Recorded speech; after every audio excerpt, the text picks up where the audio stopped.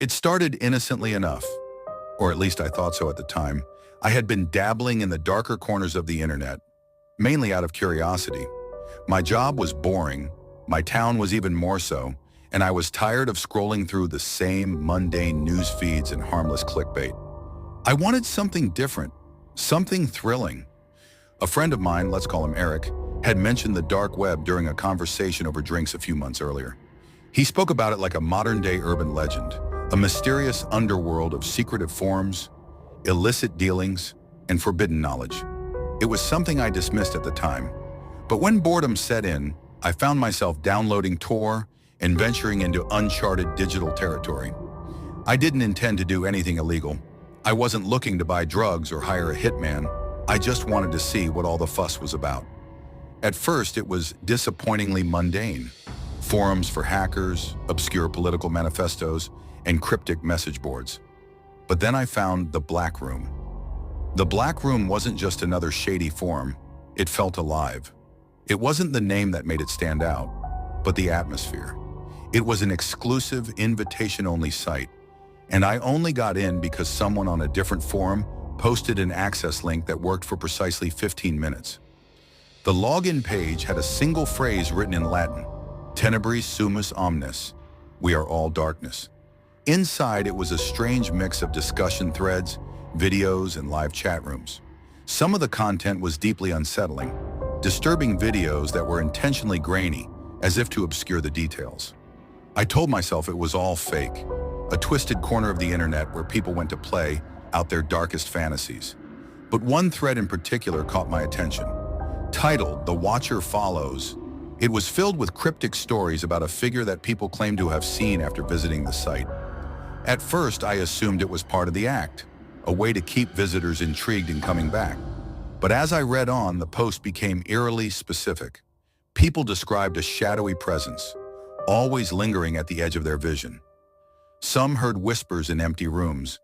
Others found strange symbols scratched into their walls or windows. I was skeptical, of course. It felt like a mix of mass hysteria and campfire ghost stories. But then, at the bottom of the thread, someone had posted a link with the caption, "If you want to see it for yourself, click here." I hesitated. My heart raced as I hovered over the link. A tiny voice in my head told me to close the browser and walk away. But curiosity got the better of me. I clicked. The screen went black for a moment before displaying a live video feed. The footage was of a dark, empty room, plain and featureless, save for a single wooden chair in the center. The audio was just faint static. I waited, staring at the screen, expecting something to happen. And then it did. The chair moved. Not in a dramatic way, just a small, almost imperceptible shift, as if someone had bumped into it. My breath caught in my throat. The camera zoomed in slightly, focusing on the chair. A shadow passed across the screen. It was quick, almost too quick to notice, but it sent a chill down my spine. The video abruptly cut out, replaced by a black screen with a single line of text. "Now you are seen." I closed my laptop, heart pounding. The words felt like a threat, though I told myself it was just a scare tactic, a cheap trick to freak out gullible visitors. Still, I couldn't shake the feeling of unease. The rest of the evening passed uneventfully, but when I went to bed, I couldn't sleep. I kept glancing at the shadows in my room, half expecting something to emerge. It was silly, I told myself. Just a creepy video meant to spook thrill seekers like me. But the next morning, I noticed something strange. When I stepped outside to leave for work, there was a mark on my front door. It was faint, almost invisible, but when the light hit it just right, I could see it clearly. A crude, scroll-like symbol scratched into the wood. The symbol unnerved me. It wasn't something I had noticed before, and I was sure it wasn't there the previous day. At first, I tried to rationalize it. Maybe some kids had been fooling around, scratching nonsense into random doors. Or maybe I just overlooked it somehow, though that explanation didn't sit right with me. I took a photo of the symbol with my phone before leaving for work.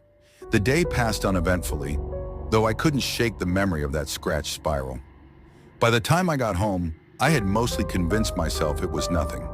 But that night, as I sat in my living room scrolling through my phone, I noticed something strange. The air felt heavy, like the oppressive stillness before a thunderstorm. I glanced around, and for a moment I thought I saw movement in my peripheral vision. A shadow, fleeting but deliberate. I froze, staring at the spot where I thought I'd seen it. There was nothing there, just the faint outlines of furniture in the dim light. "It's just your imagination," I muttered to myself, though the words felt hollow. I tried to shake the feeling and distract myself with a movie. But every so often I caught myself glancing at the corners of the room. I couldn't get comfortable. The shadows seemed darker than usual, more oppressive. I told myself it was just because I was on edge after seeing that weird video and the mark on my door. Around midnight, I decided to call it a night. I climbed into bed, but sleep didn't come easily. Every little creak of the house sounded amplified. Every whisper of the wind outside sent a shiver down my spine. Eventually, exhaustion won, and I drifted off into a restless sleep. I woke up suddenly a few hours later, my heart racing. For a moment, I didn't know why I was awake, but then I heard it, a faint scratching sound, like nails dragging across wood. My breath caught my throat. The sound wasn't loud, but in the stillness of the night, it was unmistakable. It was coming from outside my bedroom window. I lay there frozen, straining to hear. The sound continued, slow and deliberate. I debated whether to get up and look or stay under the covers like a terrified child. My phone was on the nightstand, and with trembling fingers, I grabbed it and turned on the flashlight. The beam of light cut through the darkness as I pointed toward the window. I couldn't see anything from my bed, so I swung my legs over the side and hesitantly approached. The scratching stopped the moment I reached the window. I pulled the curtain aside, heart pounding in my chest. There was nothing there, just the empty yard bathed in pale moonlight. For a moment I felt relief, but then my eyes drifted downward. On the outside of the glass, etched into the condensation, was the same spiral symbol I'd found on my front door. I stumbled backward, my mind racing. How could it have gotten there? It hadn't rained, and the condensation was light. Someone would have had to draw it moments before I woke up. My first instinct was to call the police, but what would I tell them? That someone scratched a spiral into my window? They'd think I was crazy. I stayed awake for the rest of the night, my back pressed against the headboard and my flashlight clutched tightly in my hand. The morning couldn't come fast enough. When the first rays of sunlight crept through my window, I finally dared to step outside. The spiral on the window had disappeared with the condensation, but I knew what I had seen. I decided to show the photo of the door symbol to Eric. He'd introduced me to the idea of the dark web in the first place, so maybe he could help me make sense of this. We met at a diner on the edge of town. Eric was the type of guy who found everything amusing, but when I showed him the photo, his expression turned serious. "This looks familiar," he said, his voice low. "I think I've seen it before, on some old forum. It's supposed to be some kind of summoning symbol." "Summoning?" I asked, my stomach tightening. "Yeah, like calling something to you. You know, ritualistic crap. But it's probably just a prank. People draw these things to freak others out." I wanted to believe him, but his tone didn't reassure me. I pressed him for details, but he just shrugged it off. "Stop overthinking it," he said. "You probably pissed off some weirdo on the site. Just lay low for a while." It was easier said than done. That evening, I avoided going home until late, hanging out at a bar and trying to lose myself in the noise of other people. But eventually, I had to return. The house was quiet when I walked in, but it felt off. The air was heavier, colder.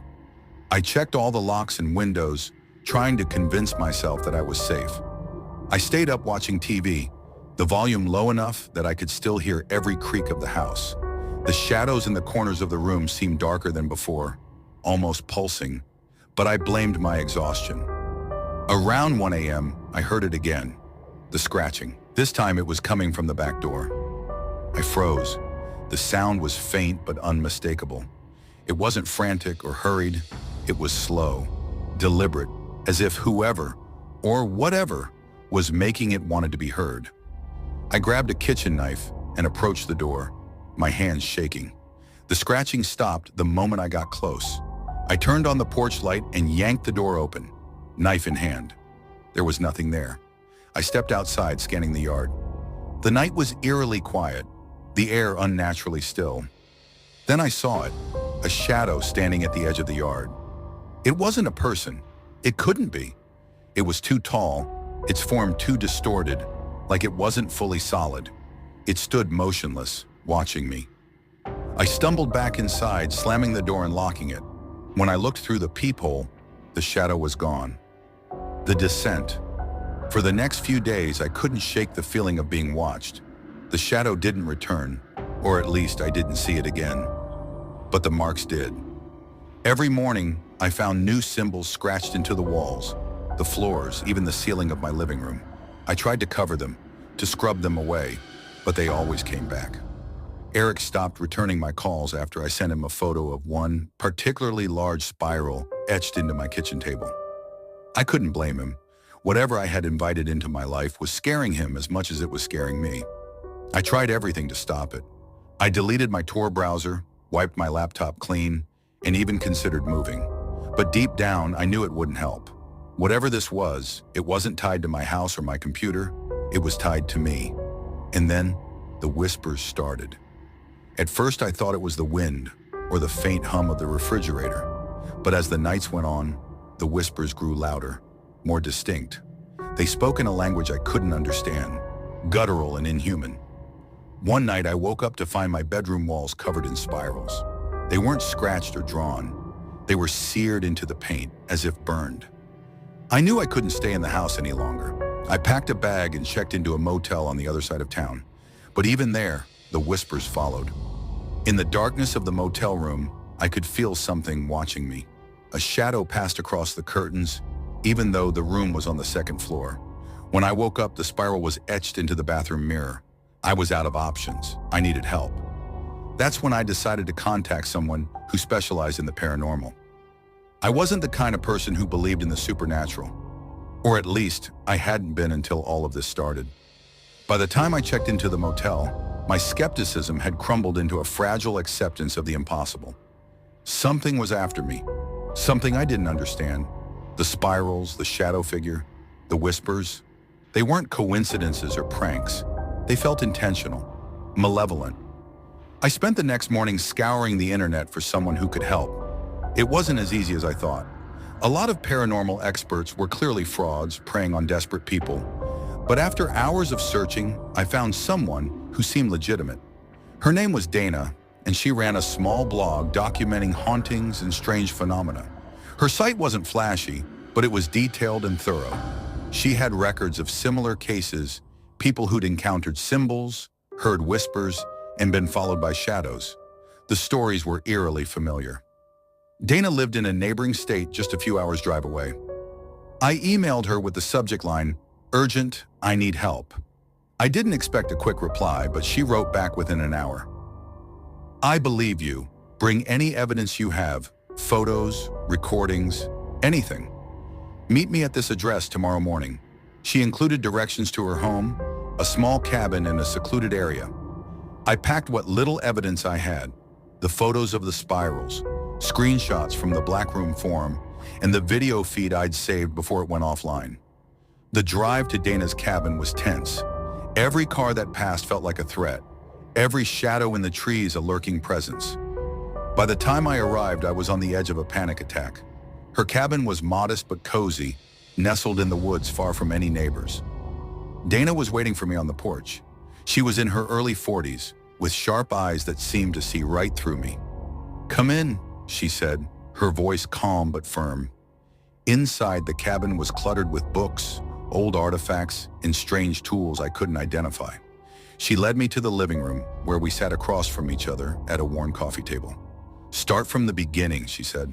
I told her everything. The dark web, the Black Room, the video, the spirals, the shadow figure, the whispers. I showed her the photos, my hands trembling as I slid them across the table. When I finished, Dana leaned back, her face grim. "This isn't just a haunting," she said. "It's a summoning." The word sent a chill through me. "What does that mean?" I asked. "It means you didn't just attract attention. You opened a door. Whatever this entity is, it's tied to the symbols. And it's not just watching you, it's trying to anchor itself to you, to cross over fully." Her words felt like a punch to the gut. "How do I stop it?" Dana stood and began rummaging through a bookshelf. There's no guarantee, but I've seen cases like this before. The entity feeds on fear and attention. The more you focus on it, the stronger it gets. You need to cut off its connection to you. She pulled out a tattered book and flipped through its pages. We'll need to perform a cleansing ritual. It won't destroy the entity, but it might sever its link to you. The ritual wasn't what I expected. It wasn't some Hollywood-style exorcism with chanting and holy water. It was quiet, methodical, and deeply unsettling. Dana prepared a circle of salt in the middle of her living room and instructed me to sit inside it. She lit a bundle of sage and began muttering in a language I didn't recognize. The air grew heavy, the shadows in the room seeming to deepen. As she worked, I felt an overwhelming sense of dread. The whispers returned, louder than ever, though Dana didn't seem to hear them. Then the shadows moved. I saw it out of the corner of my eye, a tall, distorted figure lurking just outside the circle. It didn't step forward, but I could feel its presence, cold and suffocating. "It's here," I whispered. Dana didn't stop. She raised her voice, her chanting growing more forceful. The shadows seemed to writhe and the figure tilted its head as if watching us. The spirals began to form on the walls, appearing as if they were being carved by invisible hands. Dana grabbed a small vial of dark liquid and splashed it onto the floor outside the circle. The liquid hissed and the figure recoiled. "Do not look at it," Dana commanded. I squeezed my eyes shut, my entire body trembling. The whispers grew deafening, filling my head with incomprehensible words. And then, just as suddenly as it had started, it stopped. The air felt lighter, the room brighter. When I opened my eyes, the figure was gone. Dana slumped into a chair, wiping sweat from her forehead. "It's severed, for now." "For now?" I asked, my voice shaky. "It's not destroyed," she said. "Entities like this don't just disappear, but it'll have a harder time reaching you now. You need to be careful. No more dark web, no more chasing thrills. You've already invited it in once. Don't give it another chance." I stayed at Dana's cabin that night, too afraid to return to the motel. The shadows felt normal again, the whispers silent. The next morning I drove back home. For the first time in weeks, my house felt like a sanctuary instead of a prison. The spirals were gone, and the air felt lighter. But Dana's words stayed with me. The entity wasn't gone, just distant, watching, waiting. Even now, years later, I can't bring myself to go back to the dark web. Sometimes in the stillness of the night, I feel the weight of unseen eyes. And though I've tried to move on, I know deep down that the door I opened will never fully close. For months after the ritual with Dana, I lived cautiously, as if walking on a thin sheet of ice. Though my house felt lighter and the spirals had disappeared, I couldn't shake the feeling that the entity wasn't truly gone. Dana's words echoed in my mind constantly. "You've severed its connection, but these things don't disappear so easily." I wanted to believe that it was over. For a while, it seemed like it was. Life slowly returned to normal. I didn't wake up to scratches on my door or strange symbols burned into my walls. The whispers were gone, and the oppressive heaviness that had clung to me like a second skin had lifted. I quit my job at the time. It had become impossible to focus after everything that had happened, and found a new one in a nearby town. It wasn't glamorous, but the routine helped ground me. I even started seeing someone, a coworker named Melissa. She was kind, funny, and had this way of making the world feel brighter. For the first time in months, I felt like myself again. But I should have known better. It began subtly, so subtly that I almost didn't notice. A misplaced object here, a flicker of movement in the corner of my eye there. I convinced myself it was nothing, just my paranoia trying to creep back in. But then Melissa stayed over one night. We had just finished dinner and were sitting on the couch, laughing about some ridiculous TV show, when she suddenly froze. "Did you hear that?" she asked, her smile fading. "Hear what?" She hesitated, looking toward the hallway. It sounded like whispering. My stomach dropped. "It's probably just the wind," I said quickly, trying to keep my voice steady. But deep down I knew. That night I barely slept. Every creak of the house felt like a warning, every shadow a threat.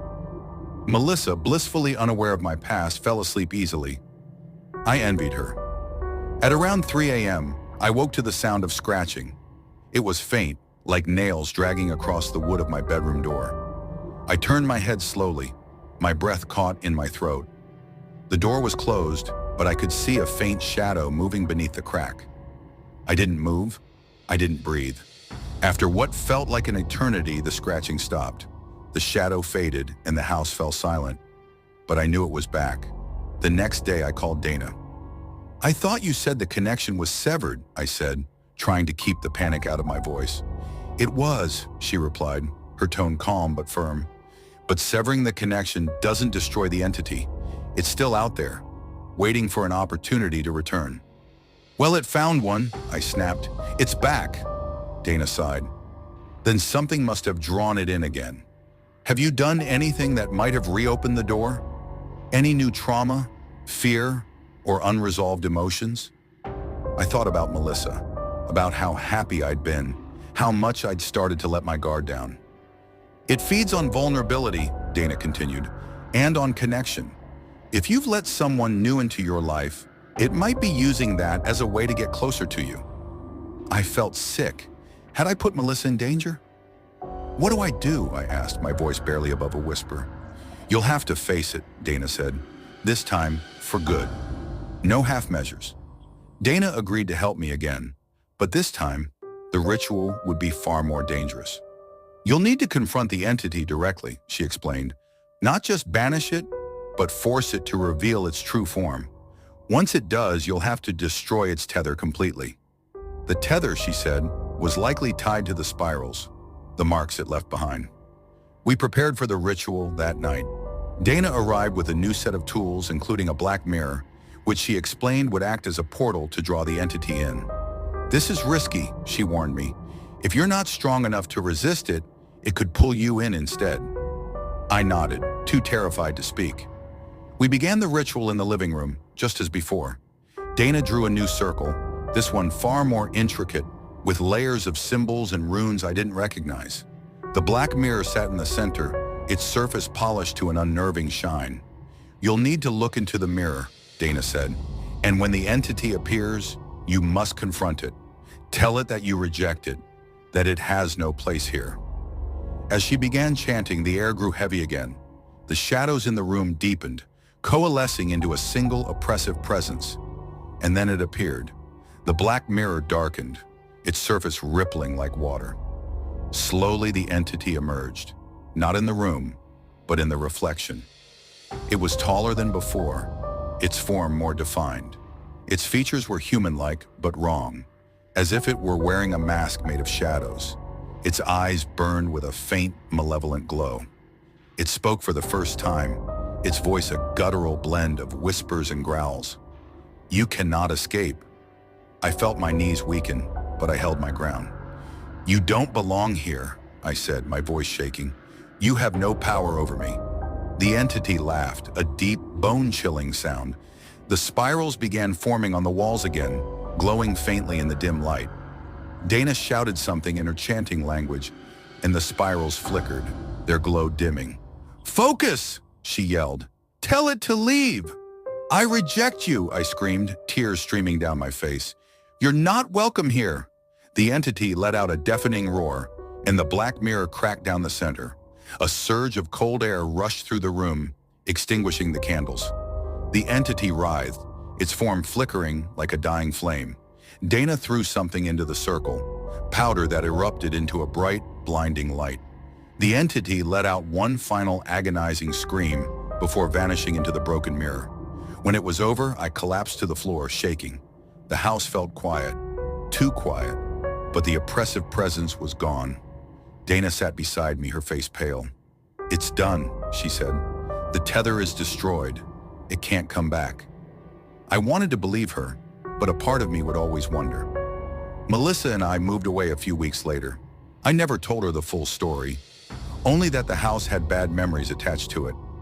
Even now in our new home, I sometimes wake in the middle of the night, my heart racing for reasons I can't explain. But the spirals haven't returned, and for now, that's enough. This is where the story ends, for me at least. But if you ever find yourself tempted by the dark corners of the internet, remember my story. Some doors, once opened, can never truly be closed. If you love this story, then do like and subscribe to Huskborn Horrors, where the fear never sleeps.